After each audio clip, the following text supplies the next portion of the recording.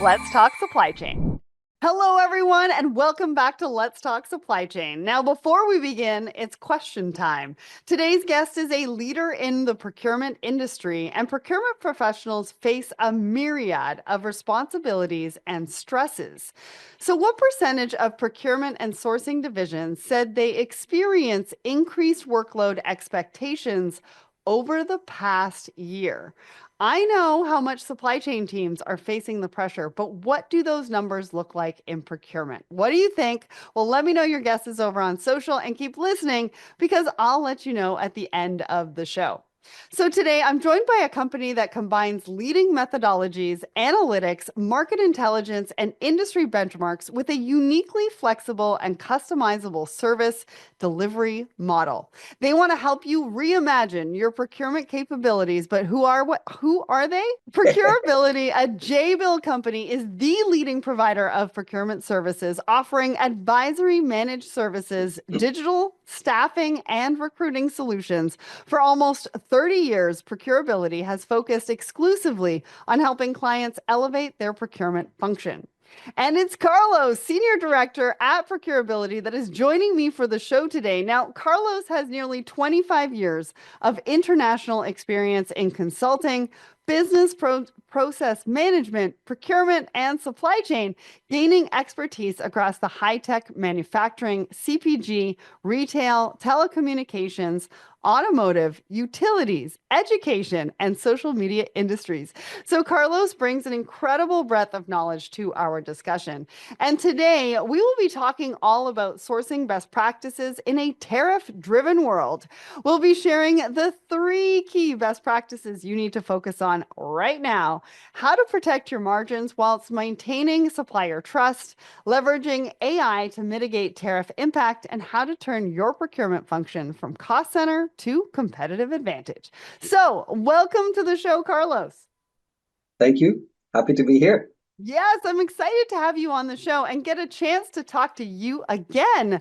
We were on a LinkedIn Live Right. together recently talking about tariffs, sharing insights on how to turn uncertainty into opportunity. And I'm really looking forward to carrying that conversation on and diving a little bit deeper today. But before we get started, we really need to know a little bit more about you. So, can you introduce yourself? And for anyone that missed our LinkedIn Live, who is ProcureAbility? What do you do? How do you help your customers? Definitely. Thank you again, Sarah, for having me here. Wow, your intro covered pretty much my background, but let me add a couple of things. You hear in my accent, I'm originally from Colombia. Yeah, about 25 plus years of experience in procurement. I started my career more in industry, right, as a practitioner, and then shifted towards the middle of my career so far to more of that professional services, consulting and managed services, and really just partnering with customers, very large and sometimes small as well, companies across the globe on their procurement function, right? At ProcureAbility, what is it that we do? We are an advisory firm. We also have managed services, but all we do is procurement, right? It's right in our name. That's our specialty. That's what we're passionate about. That's what we want to do. And I think that's key because in a lot of the market options, we see people doing maybe supply chain or accounting even included. And all we do is just procurement, right? That's our passion. That's what we want to do. And we want to focus on bringing value to our customers through transformation on procurement, through optimization of processes, data, and a lot of execution of their procurement projects. So anything procurement. Everything procurement. Carlos is your guy. Right? And ProcureAbility. I love that. So today we're talking about best practices for procurement professionals navigating tariffs. And I mean, wow, tariffs are a big talking point right now. So why Right. are tariffs really a critical concern for procurement professionals, for supply chains at the moment? Talk to me. Tell me all about it. Thank you for that question because everywhere I looked at, people forget to define tariffs. What are we talking about, right? And What so are really, we talking about? I mean, right? it's changing Tariffs, from day to day, right, Carlos? they are not only changing from day to day, but for those of you that are not familiar with the term, right, that it would be very few of you, it's just a tax, really. It's just we call them import duties and or fancy terms as tariffs, but it's a tax on your business, and we need to then associate it with the cost, right? And so you need to pay attention to this as a supply chain professional. Yes, and I love the way that you put that because realistically, when we say import duties, you're right. It's literally just another tax or another line item on your invoice. All right. So we really want to share some practical help today in the shape of like three core best practices. And number one is diversification. Now, I talk to a lot of people about diversification when it comes to suppliers, when it comes to their supply chains. Where are they sourcing raw materials or raw ingredients? So, what are some of the strategies companies can employ really to build agile supply chains for sort of that long-term resilience in such an uncertain time right now? Let me start. I love a term you shared with me last time we met about treating your supply chain as as a game of Tetris. And Mhm. wow, it created ripple effects. I've heard about that conversation, you and I, and that term quite a bit across my network, and I think Right. it's spot on. Plus, it makes it more colorful and fun, right? Diversification is the name of the game, and I think we know it is even before this tariff effect or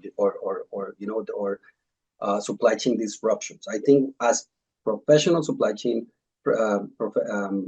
teams either in the supply chain or in the procurement space, you don't want to have all your eggs in one nest, as they say, right? Right. The challenge now is that the baskets or the nests are getting very complex, so you need to understand it. But it's really that, and so I think your emphasis on the question is on long term. So I put emphasis on that because I think many companies right now are scrambling to say, what can I do in the short term? And is it slightly different, right?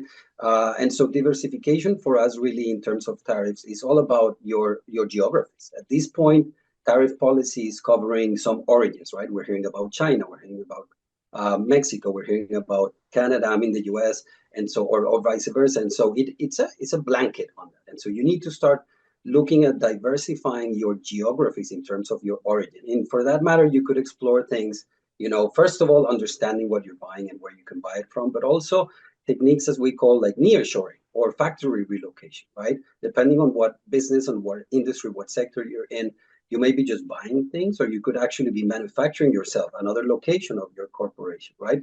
And so understanding that, how can I bring these closer to my markets? How can I bring resiliency through it? The challenge I have on this, and I want to be honest with our audience today, is that long-term strategies tend to be, number one, a little bit longer to implement, right? But also heavy capital intensive. Think about your manufacturing company. Hmm. You have your factory in southern China, and all of a sudden, can you just lift and shift and bring it into somewhere in Central America? That's not going to happen that quick nor that cheap, right? So we need to be aware of it's a trade-off. We're talking risk mitigation here, risk management. I think it's important for us to understand that. I was part of a project such as that, of a nearshoring and transferring of a assembly line years ago from China to Mexico. And the benefits were tremendous at that time, right? All due to optimization of tariffs. And I can only think about my client at the time. Now, what are they going through? Because that long-term Right. strategy years ago is not applicable anymore, right? And they invested millions of dollars on that. So I think we need to be flexible when it comes to that, right?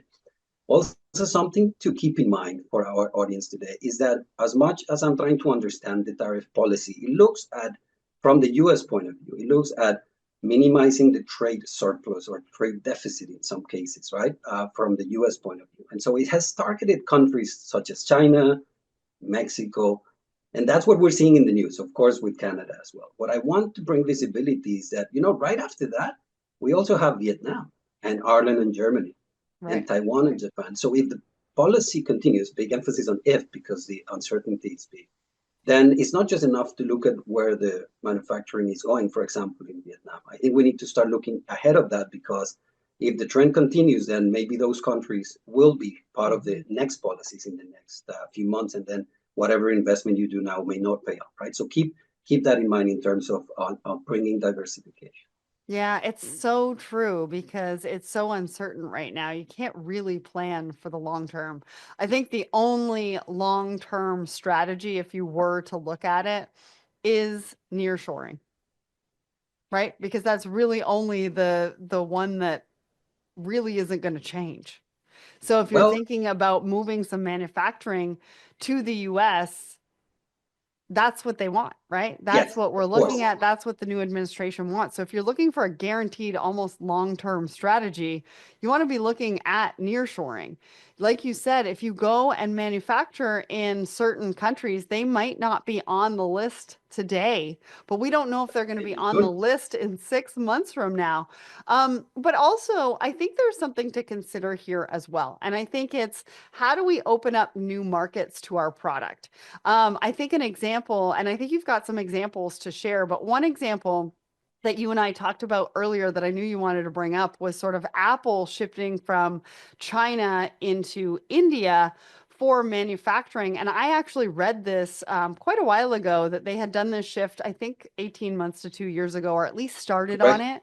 Correct. And one of the biggest reasons for them to do that was they found that India was a huge untapped market for them and their Apple products.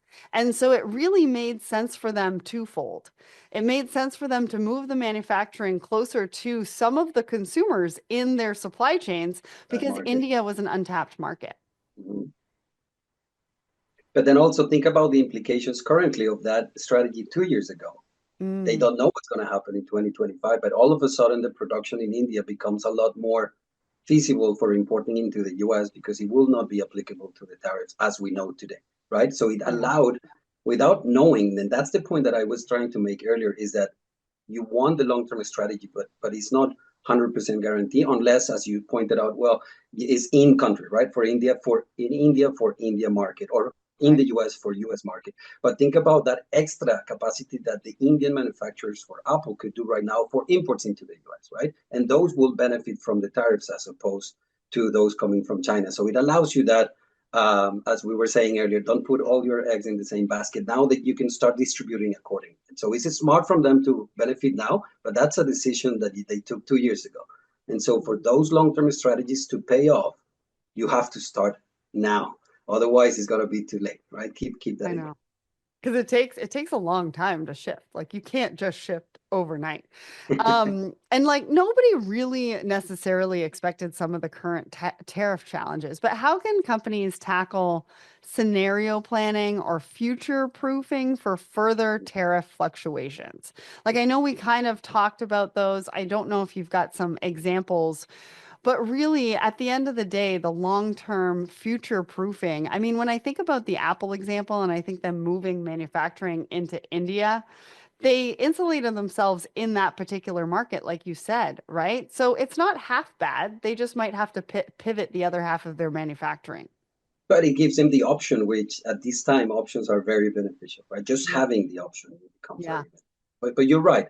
How can companies tackle, and the more we see this in the market, the more we talk about the risk and the implications with our clients in our network, one thing comes clear to me, and it's you just need to know your risk.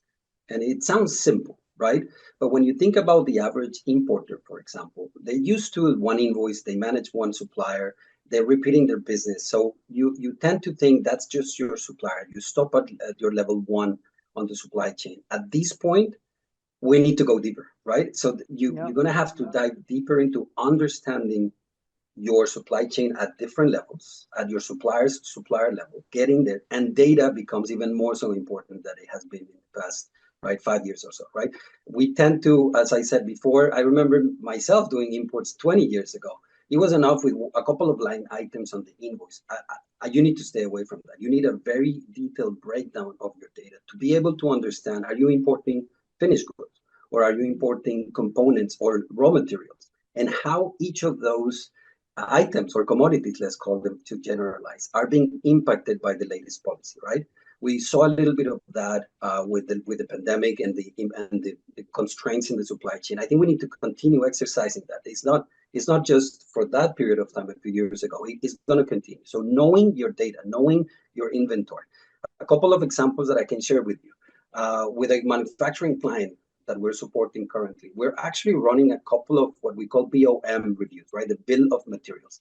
And they know this, engineering teams knows this in detail, but we're running it again through the latest import data and trying to understand every single input into that bill of materials. How is that affected? And then the alternative supply chains at every single one. So Wow. one item may have a bill of materials of 200 pieces. or Right. parts. And then each of those you have alternates. So you start looking at that data and how complex it could be and making sure that you understand the impact of the tariff. I think that's very smart to start doing it. Again, you need to start very soon because it will require quite a bit of analysis and time, right? Another example that I can give you is understanding your SKUs or your inventory. And here, what I think it's important to highlight is that, yes, we're supply chain professionals. We're talking about procurement, so we're talking about buying, right? Our cost. Actually, this is talking about global trade at this point. So I want to invite our audience as well, where you may not be affected that much on your tariff on the import, but you may be affected because you're an exporter. And so how is your revenue going to be impacted on this, right? And understanding your inventory from the margin point of view. How is the impact on my inventory in terms of tariffs on my costs on my import, but also what's the contribution of that SKU or that part in terms of my margin, and really making a decision from the supply chain point of view to support your costs, but also the business side of your corporation, right? So you need to keep this balance in mind. Yeah, it's such a good point. Imports and exports. A lot of time we're talking about imports when we're thinking about tariffs, but you're right, it does affect the exports as well. And I like to use a term like, where do you want to spend your risk dollars? So you're always going to have risk within your business, within your supply chain. How do you prioritize where you want to spend your risk dollars and how much of those dollars are you willing to spend in each area? And I think for me, that's a really great perspective to list out some of the things that are the more riskier things that you're thinking about doing, but then prioritizing those and maybe putting some dollars towards it. So you know that you're willing to have, when you go back to financials, right? Or when you've got a financial advisor and they're like, what's your risk tolerance? Well, for this one, I'm a Exactly. 9. For this one, I'm a 3. Like But that's kind of where we need to be when it comes to the risk no, that we're spending on our supply chains. yeah, and remember what you're saying is also this takes time and takes resources, right? You Hmm. need the budget for that. You may need to augment your team for a few months to go through these analyses and have help, right? You need to maybe start using different technologies to be more efficient to it because it's really putting more work on the supply chain and procurement team. That's a fact. Absolutely. Now, one of the terms that we don't speak about very often on this show, but we're going to today, is dual sourcing. So, what role can implementing dual sourcing strategies have on risk mitigation? And maybe just talk about what dual sourcing actually is.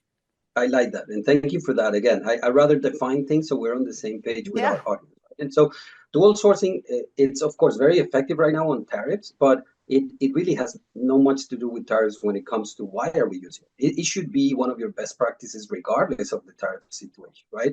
When you are sourcing goods or even services, you should be able to always do a multiple analysis, right? I mean, dual sourcing implies two, but I would say go for multiple, right?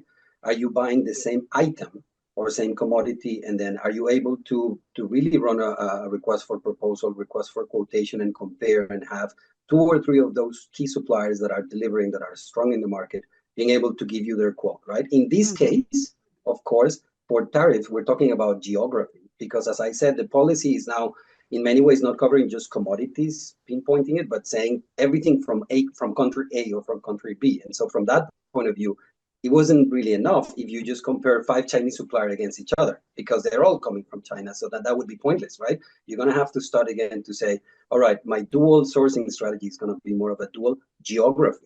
And then comparing, let's say, as we were sharing earlier, maybe Vietnam or Thailand or Taiwan and China. And Right. that way you're not comparing just prices and companies, but really countries and origins in terms of tariffs. Where is this stuff really coming from, and what's going to create the duty? And so that is really critical to do that. And I think the value of running the dual sourcing strategy is to assure your supply, right? When you go back to fundamentals in supply chain and we think about those Porter 5 forces and everything we learned when we were starting in our business, we need to assure the supply. We're used to, as I said, of buying from the same suppliers and placing the orders and managing inventory. Right. But what if something happens? What if that supplier is not there anymore? We usually put risk on the supplier side. In this case, it's tariffs. And so what if the tariff situation renders one supplier that is not effective and you really need to start changing it? And so that's going to put at risk not only your margin, but really ultimately the assurance of supply of your service or your commodity. And so what this gives you is an actionable plan B, right? The one thing that I want to recommend everyone, and I made the mistake years ago, and I think we need to stay away from that, is that when you do it, we tend to stop in the analysis, meaning I compare these many suppliers and I'm just going to choose one. Right. The challenge right now is that if that one, the one you chose, is the one that you need to change, you really haven't worked with the other four that you analyzed months or years ago. My recommendation, my advice will be, don't just put all the eggs in one basket again, right? A different application. Maybe choose the first and second one and divide your production between 80% to the first and 20% of the second. Yes, you may pay a little bit more. Yes, managing two suppliers is more costly operationally, but you have that option, that plan B active. So when you need it, it's a lot easier to move production to the supplier that is doing 20% as opposed to a supplier that is doing 0%, that you never test, that you have no relationship, right? So keeping that as a best practice, I think would be quite beneficial. And another thing that I like to add to that, Sarah, is communicate to your stakeholders, because we human beings have a tendency to forget the risk when it's not present, right? And so when you're doing these decisions, everything is good. So stakeholders on the business side will say, well, why do you need two suppliers of the same thing? Just give it all to one, right? Communicate that supply chain risk that we're trying to mitigate in advance to build that relationship with the business and allow you to maybe pay a little extra as an insurance, if you will, but being able to have the options, as we were explaining earlier in that example without. Yeah, well, and with your best practices, I go back to a logistics example because that is my background. And I think about the pandemic. So there wasn't as much room on the vessels for containers to move. And so if you didn't have a few different forwarders that you were working with, your product didn't move. And so in scenarios like that, almost sort of like a dark horse scenario, or some of the disruption that we're seeing across global trade as it is, whether it's tariffs, whether it was the pandemic. I mean, there's so many different reasons to do it, but that one was a really great example of being able to manage a few different suppliers to make sure that your product was moving and make sure that you could deliver goods on time to your customers when they need it. So, And you, yeah, go ahead. sorry, on logistics, just to add on your example, because it was very timely with the pandemic, was also, if you recall, with your expertise on logistics, the challenge we had with the Suez Canal around the same time. Yes, And fair point. And it's still happening at the moment. happening, right? So for those of you that are in the East Coast, you tend to use ports in the East Coast and New York and Baltimore, right? And North Carolina and Florida. But then all of a sudden you cannot move things through it because it's not coming through the Mediterranean. You have to bring it into the Pacific, and you don't have a supplier, you don't have freight forwarders in the Pacific, you don't have even lanes open. So it goes back to that emphasis of, we're talking about diversifying. It's not only your supplier, your product, but also your supply chain and the lanes that you're moving, right? Yeah, absolutely. Now, the second best practice that we want to talk about is effectively working with suppliers.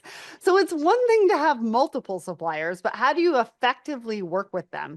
So how are these fluctuating tariffs impacting supplier pricing, contract stability?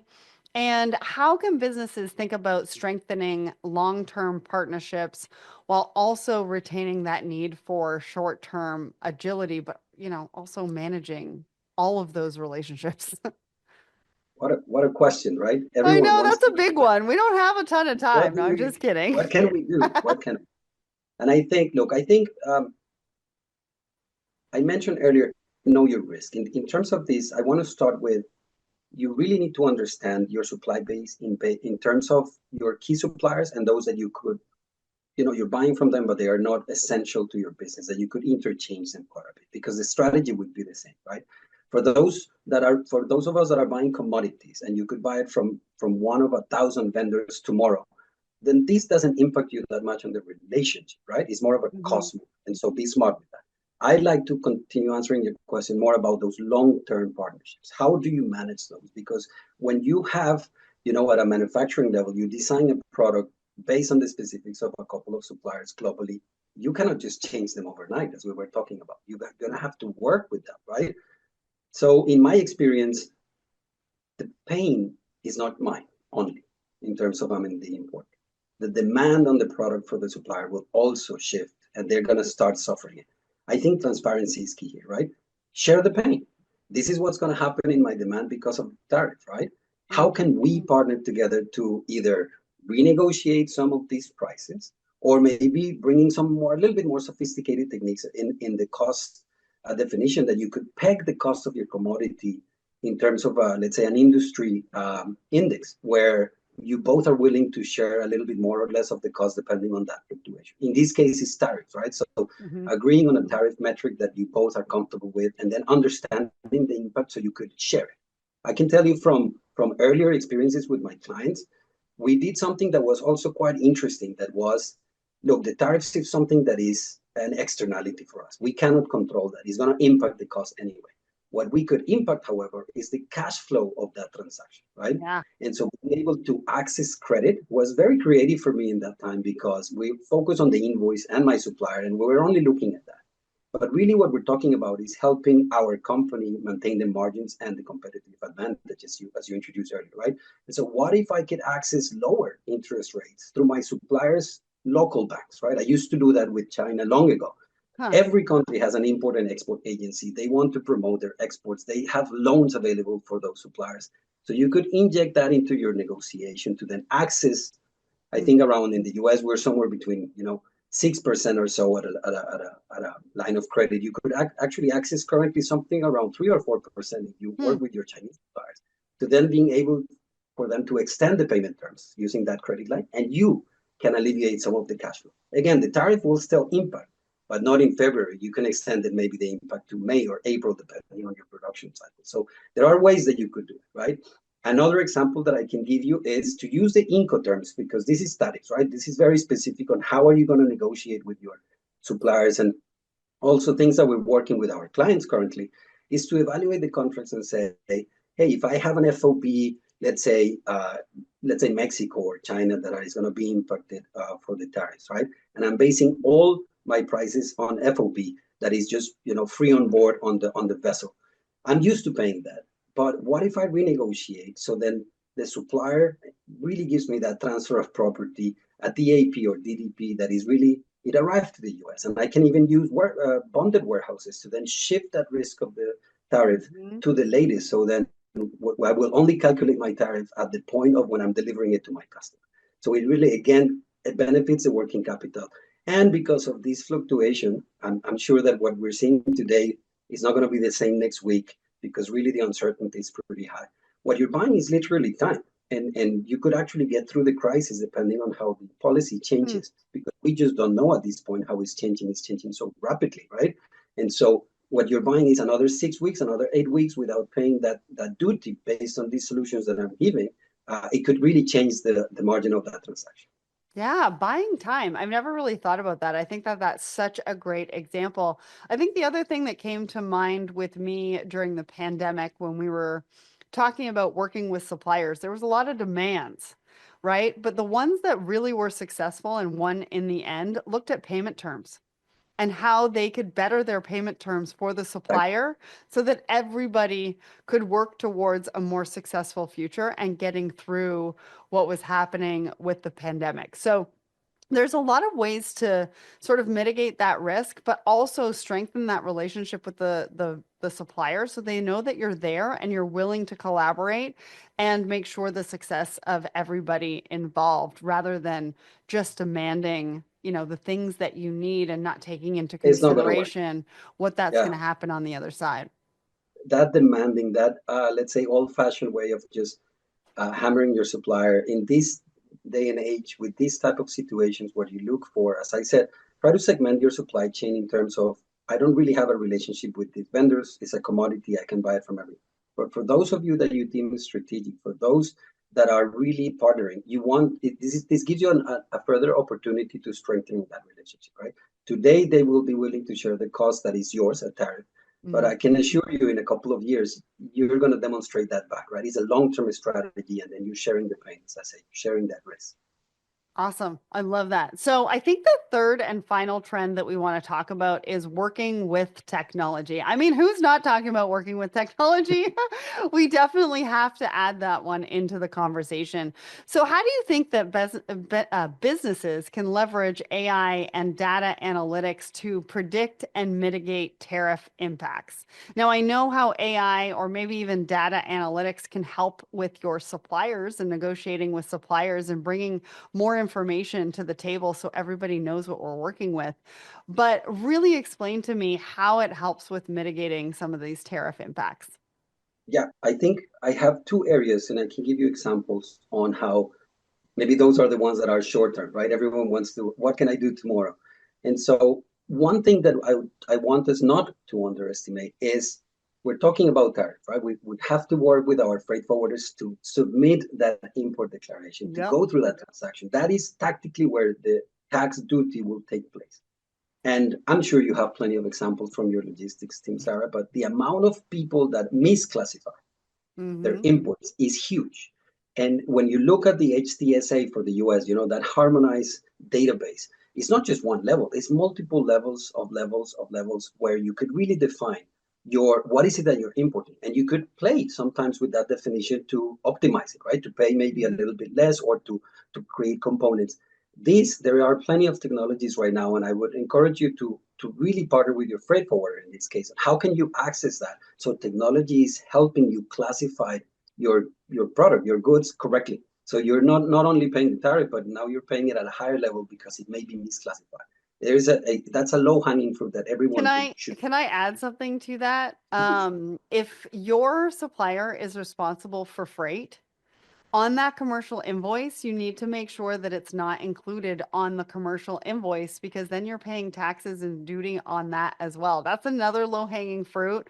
I remember from my logistics days, too many people don't even take that out of the equation or don't even let their customs department know Pay, that it needs to be pay taken tax on out. something you shouldn't have. Exactly, right? Yeah. And it goes back to our first point of conversation. Know your risk. You really need to Hmm. understand every one of these. And so So true. I know it sounds simple, but for those of us that used to do it, you're choosing that code. And if that code is misclassified, you may end up paying twice as much on the duty without even knowing because maybe the level one classification was accurate but not the level two. So spend time on that. I And think that's a good idea where technology is helping, right? But also, At the it's same your time, responsibility. It's not the customs.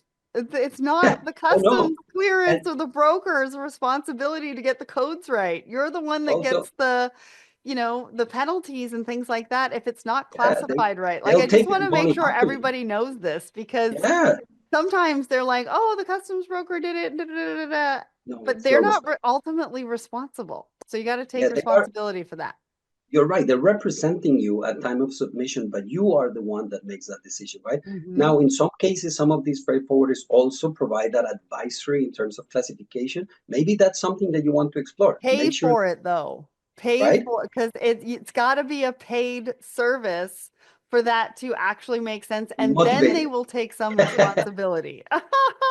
Yeah, and then Sorry, I think didn't mean to about it. interrupt. The tax office is more than happy to take the extra dollars. They're never gonna refund you something if it was your mistake. Hmm. So pay attention to that. You're really in charge of that. Yeah. And then another example aligned to this that I think it includes our partners in accounting is really be strict in the FIFO inventory. Right? The first in, first out. Because if you compare, a container coming into port today as opposed to came in last week, they may have very different tariff profiles based on the policy. And then you want to make sure that you're selling the one from last week first and you're distributing that and you're shipping that first, right? To getting strict. And so again, technology is able to now help you be more disciplined when it comes to this as opposed to a random choice on your warehouse.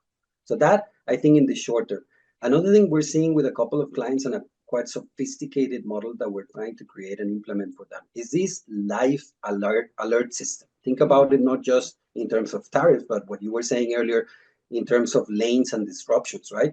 Is understanding your BOM, your bill of materials, your SKU list, from the point of view of where every little item, where is it coming from? What is that HTSA classification? And modeling this live with different databases that technology is now allowing you to do. So then you start getting alerts on your system even before you see the news in the evening and say what's going on with my inputs from Asia, right? This live data visibility is critical right now, and our supply chains are a lot more complex. So it's important to understand, as we were saying earlier, you may be moving several products through several lanes to several countries, right? Several tariff profiles. This is quite important. That technology right now is enable us to see all that together, as opposed to spending so much brain power before trying to understand the impact and then making a decision in a week's time. Now technology is allowing us to alert immediately and say, hey, this product coming from Mexico is going to hit the new tariff policy next week, and then allow you to at least prepare and be more educated on how you're going to move. And as a Friends episode would say, pivot. Right? We need to pivot. We need to pivot. We need to pivot. And those live updates will help us be able to do that. Now, I want to just focus on AI a little bit more for a second, because I think I read somewhere, or maybe it was in preparation for this episode, that AI can help turn procurement into a competitive advantage rather than a cost center. And I think this is a really important point to make. Can you talk to us a little bit about that? Yes, of course. And I think, of course, everyone wants to mitigate the cost right now, but your question goes beyond that, right? This, as many other crises, will pass. And what you want is to continuously evolve your procurement organization to become more of that business support and value driver, as opposed to just one cost center, right? We need to continue our mission as procurement professionals to get away from Carlos is just a cost reduction person. No, we're a value driver. And so in this case, we're talking about tariffs, but yes, AI is bringing quite a bit of things that is helping us look at the value as opposed to just the cost savings and the renegotiation. And a couple that I think are quite important that I like to share that we're using is this ability to predict, right? Stop being that reactive. And so in the example I was giving you earlier, you see from the news something is going on, let's say years ago. And then you go tomorrow to the office and try to understand the impact. And it takes you a week to understand that and then make your pivot, right?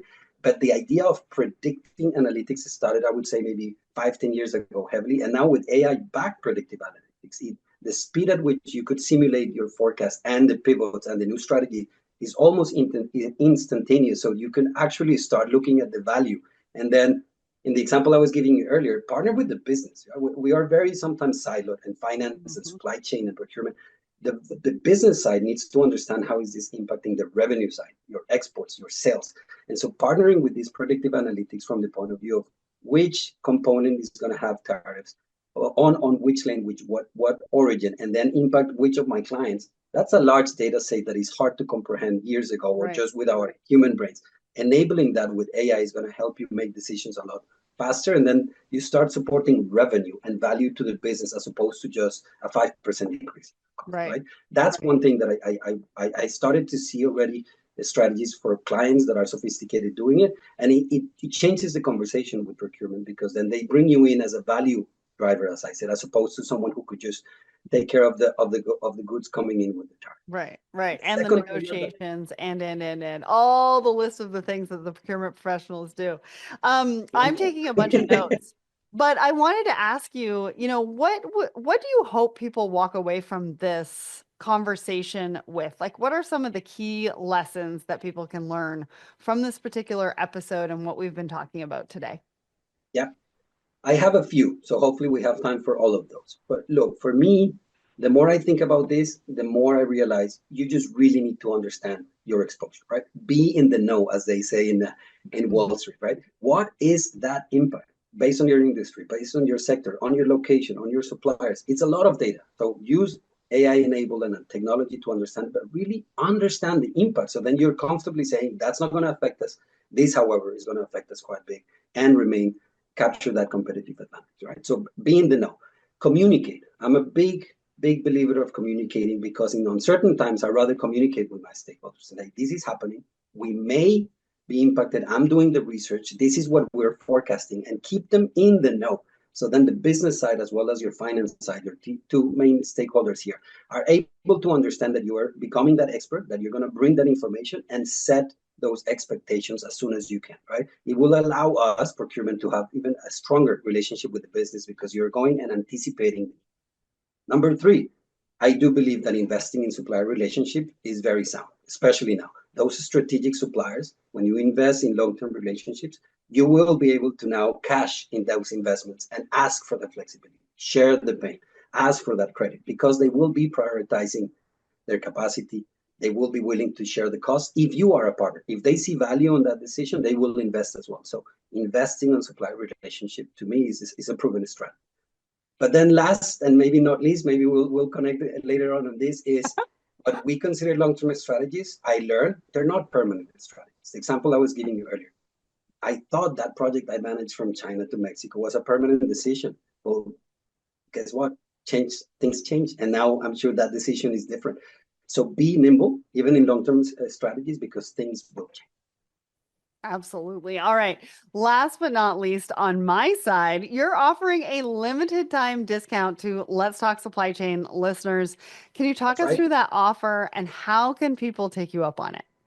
Yes, so we have, as part of our delivery team, we have a specialized team that does market intelligence and produces reports frequently, right? Now with tariffs are something that we actually accelerated to a weekly basis to keep our clients in. So we're offering a 10% discount through Let's Talk Supply Chain in order to get a subscription for our market intelligence. This is the same discount we run last holiday season, but we're extending it now through your audience to be able to share it and make sure that more people are getting that insight, as we said, right? Being to know how is this affecting me, and then being able to read things that are more relevant to your supply. Awesome. So how do they get that discount?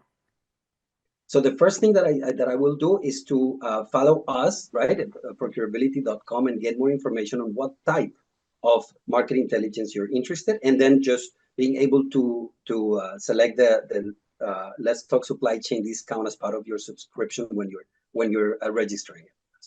If that Awesome. doesn't work, you can always reach out to me, and I'll connect you with that. Okay, that's great. Thank you so much for providing that.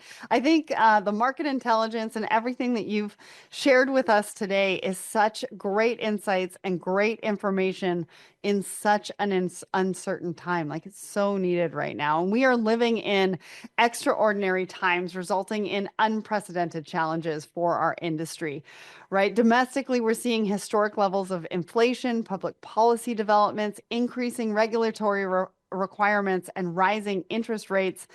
Plus, we've got global unrest that has added even more obstacles to the mix. But among these challenges are a lot of opportunities, and that's where procurability comes in. They can help you assess and mitigate risk, review and build strategic relationships, stay on top of developing regulations, and ultimately position you ahead of the game in today's rapidly changing business environment.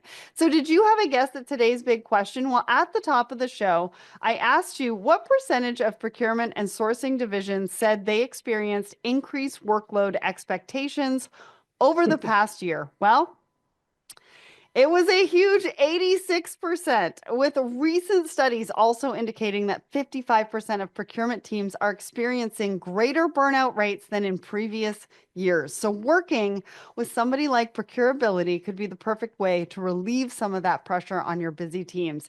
And you can find out more at procurability.com. A massive thank you to the team at Procurability for making this episode happen. And of course, to Carlos for joining me today. Thank you so much for joining me on the show. Always happy to participate in your conversations and love your audience.